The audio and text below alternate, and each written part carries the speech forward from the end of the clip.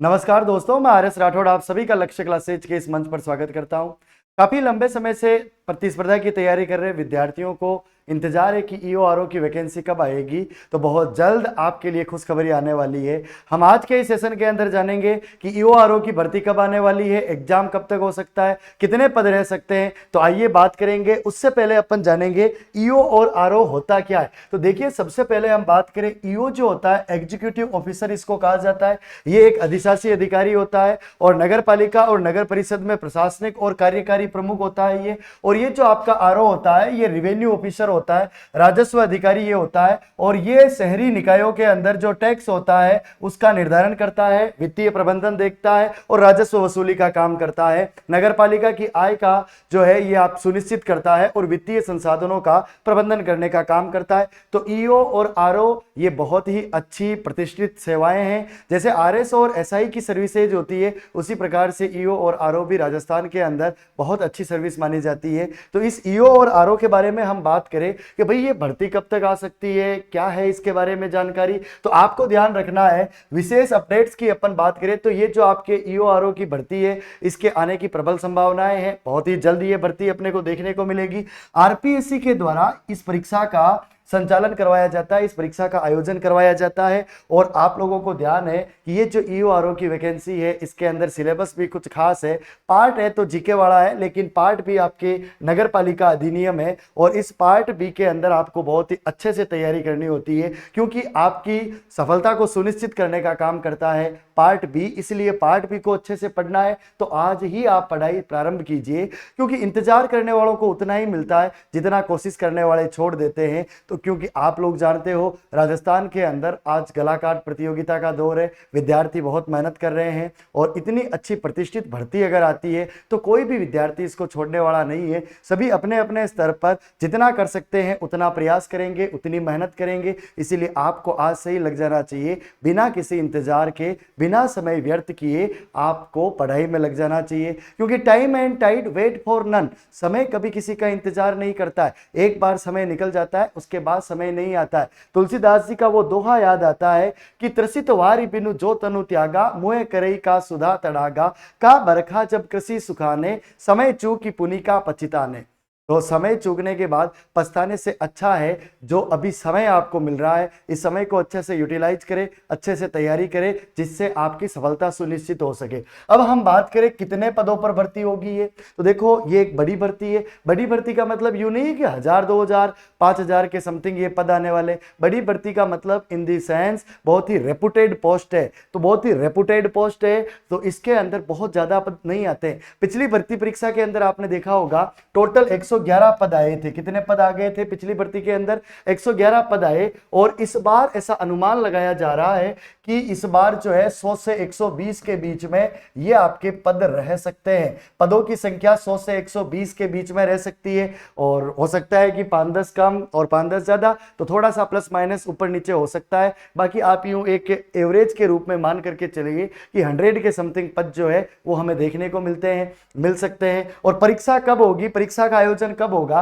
तो देखिएगा अभी वित्त विभाग की मंजूरी मिलेगी। वित्त विभाग की मंजूरी मिलने के बाद आरपीएससी विज्ञप्ति जारी करेगी, फिर विज्ञप्ति जारी होने के बाद फॉर्म फिल करवाए जाएंगे। तो आप मान करके चलिएगा कि ये जो 2026 का वर्ष है ये वर्ष तो वित्त विभाग की मंजूरी और विज्ञप्ति निकालने में ही चला जाएगा। तो आप लोगों को ध्यान रखना है, जहां तक मुझे आइडिया लगता है, जहां तक मैं सोच पा रहा हूं, 2027 के समथिंग जो है इस का आयोजन किया जा सकता है, ये परीक्षा करवाई जा सकती है। तो आपके पास ना करते हुए भी 10-12 महीने का समय अभी है, आराम से अच्छा टाइम है और इस टाइम को अच्छे से यूटिलाइज कीजिए। क्योंकि पद बहुत ज़्यादा नहीं होते हैं, कम पद होते हैं, तो कंपटीशन भी बड़ा जोरदार होता है। तो इसके लिए आपको एक एक पॉइंट, एक एक नंबर के ऊपर फोकस करना पड़ेगा और सारे टॉपिक्स को एकदम अच्छे से क्लियर करने पड़ेंगे, कवर करने पड़ेंगे। तो आइए जानते हैं कि इसके अंदर होता क्या है, क्या क्या पढ़ना होता है, आयु सीमा क्या है, कौन दे सकता है परीक्षा। तो सबसे पहले अपन जो आपके शैक्षणिक योग्यता है इसके बारे में बात करें तो स्नातक होना चाहिए। क्या होना चाहिए? स्नातक होना चाहिए। स्नातक का मतलब है कि वो या तो बीए होना चाहिए या बीएससी, बीकॉम, किसी भी स्ट्रीम से अगर वो बैचलर है, स्नातक है, तो वो इस एग्जाम को दे सकता है, इसके लिए वो एलिजिबल है। और उम्र के बारे में बात करें, 18 से लेकर 40 वर्ष की उम्र तक के सभी अभ्यर्थी इस परीक्षा के अंदर बैठ सकते हैं, इसके अंदर भाग ले सकते हैं।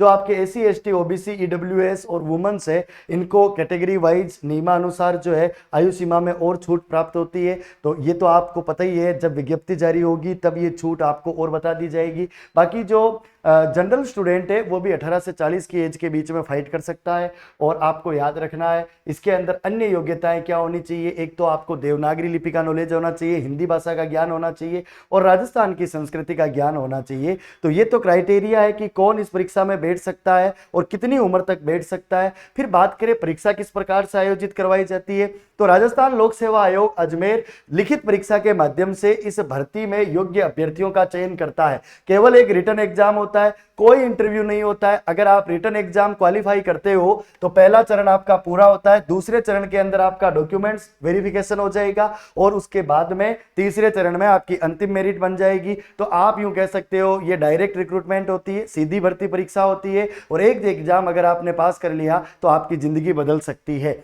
फिर आगे बात करें अपन, देखिएगा प्रश्न जो है वो आपके एमसीक्यूज टाइप के होते हैं, बहुविकल्पीय प्रश्न होते हैं और टोटल प्रश्नों की संख्या 120 होती है और 2 घंटे का समय निर्धारित होता है। अर्थात 120 मिनट के अंदर आपको 120 प्रश्न करने होते हैं। तो एक प्रश्न के लिए एवरेज हम माने तो 1 मिनट आपको मिलता है। कुछ प्रश्नों को आपको आधे मिनट में ही करने होंगे क्योंकि कुछ प्रश्न टाइम टेकिंग होते हैं, उनमें समय ज्यादा लग जाता है। आरपीएससी के द्वारा परीक्षाओं का पैटर्न भी बदला गया है, तो बदलते हुए परीक्षा पैटर्न को ध्यान में रखते हुए आपको तैयारी करनी है। कथन कारण वाले प्रश्न भी आएंगे और कूट वाले प्रश्न भी आएंगे। बहुत सारे प्रश्न परीक्षाओं के अंदर अलग अलग टाइप के पूछे जाते हैं, तो आप ध्यान रखें। और नेगेटिव मार्किंग भी है, तो आप अनावश्यक रिस्क ना ले, नेगेटिव होने से बचे क्योंकि 1/3 आपके नेगेटिव भी होगा। तो ऐसा नहीं है कि भाई डायरेक्ट ही तुक्का लगा करके आओ। जब 50-50 की स्थिति हो उस समय आप थोड़ा सा रिस्क लो तो ठीक है, लेकिन हर जगह पर आपको रिस्क नहीं लेनी है। अब देखिए इस परीक्षा के अंदर टोटल 2 पार्ट है। जो पार्ट ए है, इस पार्ट ए के अंदर आपको राजस्थान और भारत के सामान्य ज्ञान से संबंधित 80 प्रश्न पूछे जाएंगे। ये जो 80 प्रश्न होंगे ये 80 अंक के रहने वाले हैं। और पार्ट बी के अंदर आपको नगरपालिका अधिनियम और योजनाओं से रिलेटेड 40 प्रश्न पूछे जाएंगे और 40 अंक रहने वाले हैं। तो 120 प्रश्न, 120 अंक और 120 मिनट, तो ये आपके एग्जाम के ऊपर जो है रहने वाली चीजें हैं। इस प्रकार से आरपीएससी ये परीक्षा करवाती है, आपको ये ध्यान रखना। इसके बाद हम आगे बात करें, जो आपका पार्ट है जो 80 नंबर का है, इसमें हमें क्या पढ़ना चाहिए। तो राजस्थान का इतिहास के साथ साथ आर्ट एंड कल्चर आपको अच्छे से पढ़नी चाहिए। हिस्ट्री के अंदर अपन बात करें तो पिछली एग्जाम हुई थी ईओआरओ की, उसके अंदर हमें देखने को मिला था सभ्यताओं से खूब सारे प्रश्न आए थे। तो आपको जो प्राचीन राजस्थान का इतिहास है वो अच्छे से पढ़ना है। राजवंशों से बहुत ज्यादा प्रश्न नहीं आते, लेकिन आधुनिक इतिहास से खूब सारे प्रश्न आते हैं। मॉडर्न हिस्ट्री से जैसे आपके 1857 की क्रांति हो गई, एकीकरण, किसान आंदोलन, जनजातीय आंदोलन, प्रजामंडल आंदोलन, व्यक्तित्व, यहां से खूब सारे टॉपिक्स से हैं जिनसे प्रश्न आते हैं। तो उन टॉपिक्स को आप अच्छे से क्लियर करें। कल्चर के अंदर अपन बात करें तो जैसे देवी देवता हो गए, मंदिर, किले हैं, भाषा और बोलियां हैं, इनसे खूब सारे प्रश्न आते हैं। चित्रकला वाला टॉपिक हो गया। तो आपको कुल मिलाकर के इतिहास और कला संस्कृति में कुछ भी नहीं छोड़ना है, क्योंकि जीके 80 नंबर का है और ये पार्ट आपका वैसे भी स्ट्रॉन्ग है। आप इसको और स्ट्रॉन्ग कर सकते हो ताकि आप अपना स्कोर यहां से थोड़ा प्लस कर सको। फिर बात करें राजस्थान का भूगोल, एक तरह से मैं कहूं ये पूरी की पूरी राजस्थान ज्योग्राफी आपको पढ़नी है, तो इसमें कोई अतिशयोक्ति नहीं है। पूरी राजस्थान ज्योग्राफी को अच्छे से तैयार करें। जलवायु, नदियां, खनिज संपदा, कृषि और राज्य का भौतिक स्वरूप, ये कुछ बहुत ही महत्वपूर्ण टॉपिक है। हर परीक्षा के अंदर इन टॉपिक से प्रश्न पूछे जाते हैं, तो इन टॉपिक्स को आप अच्छे से तैयार करें, है ना। भारतीय संविधान और व्यवस्था, इंडियन पॉलिटी और स्टेट पॉलिटी, दोनों का वेटेज अच्छा खासा इस परीक्षा के अंदर देखने को मिलता है।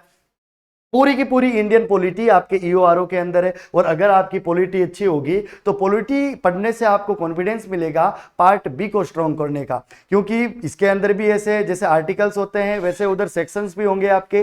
तो अगर पॉलिटी आप अच्छी स्ट्रॉन्ग करते हो तो आपका पार्ट बी के अंदर भी कॉन्फिडेंस बूस्ट होगा। और करंट अफेयर्स आपको अच्छे से पढ़ लेना है। इसमें राजस्थान, इंडिया और इंटरनेशनल तीनों लेवल का करंट अफेयर्स पूछा जाता है। फिर भी आप राजस्थान करंट अफेयर्स पर विशेष फोकस करें, क्योंकि राजस्थान राजस्थान के प्रश्नों की संख्या अधिक होती है और फिर उसके बाद में इंडिया और आपको वर्ल्ड करंट अफेयर्स भी पढ़ना है। वैसे पढ़ना पूरा है क्योंकि ये एक ऐसा एग्जाम है, इसके अंदर कुछ भी छोड़ने की गुंजाइश नहीं होती है क्योंकि पद बहुत कम होते हैं, कलाकाट प्रतियोगिता होती है और एक बहुत ही रेपुटेड पोस्ट है, तो इसके लिए संघर्ष तो करना पड़ेगा। और अभी आपके पास समय है कि आप पूरा का पूरा सिलेबस 2 नहीं 3 नहीं 4 5 बार जो है पढ़ सकते हो, अच्छे से रिवाइज कर सकते हो। बस आपको डिसिप्लिन वे में तैयारी करनी होगी, टाइम मैनेजमेंट आपको करना होगा, अच्छे से आपको टाइम को यूटिलाइज करते हुए पढ़ना होगा, तब जाकर के आप ये सारी चीजें कंप्लीट कर पाओगे। और ये जो आपका पार्ट बी है, अंक 40 दिख रहे हैं लेकिन मेरिट डिसाइडिंग पार्ट अगर कोई है तो ये पार्ट बी है, क्योंकि पार्ट ए राजस्थान का प्रत्येक विद्यार्थी लंबे समय से पढ़ता आ रहा है तो उसको उसमें कोई दिक्कत नहीं आती है, अच्छा स्कोर कर लेता है। विद्यार्थी फंसता है इस पार्ट बी के अंदर। अब इस पार्ट बी को आप अच्छे से करने के लिए राजस्थान नगर पालिका अधिनियम 2009 की जो महत्वपूर्ण धाराएं हैं उनको पढ़ो, इसका एक बेयर एक्ट लेकर के आ जाओ और इसको बहुत अच्छे से आप तैयार करो, ठीक बात है। और शहरी विकास से रिलेटेड जो योजनाएं हैं इन सारी योजनाओं को भी आप अच्छे से तैयार करो, क्योंकि अर्बन डेवलपमेंट से रिलेटेड जितनी भी स्कीम्स है उनमें से इस परीक्षा में खूब सारे प्रश्न पूछे जाते रहते हैं। कोई बहुत ज्यादा स्कीम्स यहां पर नहीं होती है, तो जो जो मुख्य मुख्य स्कीम्स है उन मुख्य स्कीम्स की मुख्य मुख्य बातें आपको ध्यान में होनी चाहिए और आपको ये जो बेयर एक्ट है वो आज ही ला करके पढ़ना प्रारंभ कर देना चाहिए। फिर आगे बात करें अपन, ये जो आपके आरओ होता है इसका पे मैट्रिक्स लेवल क्या होता है, तो आप याद रखिएगा इसका ग्रेड पे होता है 4800। बहुत अच्छी सर्विस है भाई साहब, ये गजेटेड ऑफिसर होता है, राजपत्रित अधिकारी होता है, रेवेन्यू ऑफिसर और एग्जीक्यूटिव ऑफिसर का भी मानदेय बहुत अच्छा है। इसका जो आपके ग्रेड पे है वो 4200 है, तो ये बहुत अच्छी और आकर्षक सैलरी है। और ये आकर्षक सैलरी आपको तब मिल पाएगी जब आप अच्छे से तैयारी करोगे। तो अपनी तैयारी में कोई कमी ना रखे, आज ही अपनी तैयारी में लग जाए। और देखिएगा भाग बे पर विशेष फोकस करने के लिए ये मैंने जैसा कि आपको बताया नगर पालिका अधिनियम 2009 का बेयर एक्ट लाए, उसको पढ़े और अपने खुद के शॉर्ट नोट्स बनाए। इस पार्ट के लिए आप किसी भी कोचिंग संस्थान और किसी भी अच्छे से अच्छे अध्यापक के भरोसे ना रहे, क्योंकि ये एक ऐसा पार्ट है यहां एक भी आप अगर गलती कर लेते हो, एक भी चीज छोड़ देते हो और दूसरा विद्यार्थी सेल्फ स्टडी के माध्यम से पढ़ता है तो हो सकता है कि आप पीछे रह सकते हो। मैं यूं नहीं कह रहा हूं कि अध्यापक सही से नहीं पढ़ा सकते हैं या, लेकिन अध्यापकों की एक बाध्यता होती है, उन्हें लिमिटेड टाइम के अंदर पूरा सिलेबस कवर करवाना होता है, तो वो अपना प्रयास अच्छा करते हैं, बहुत बढ़िया तरीके से पढ़ाने की कोशिश करते हैं। लेकिन अगर विद्यार्थी सेल्फ स्टडी करता है और ये बेयर एक्ट ला करके पढ़ता है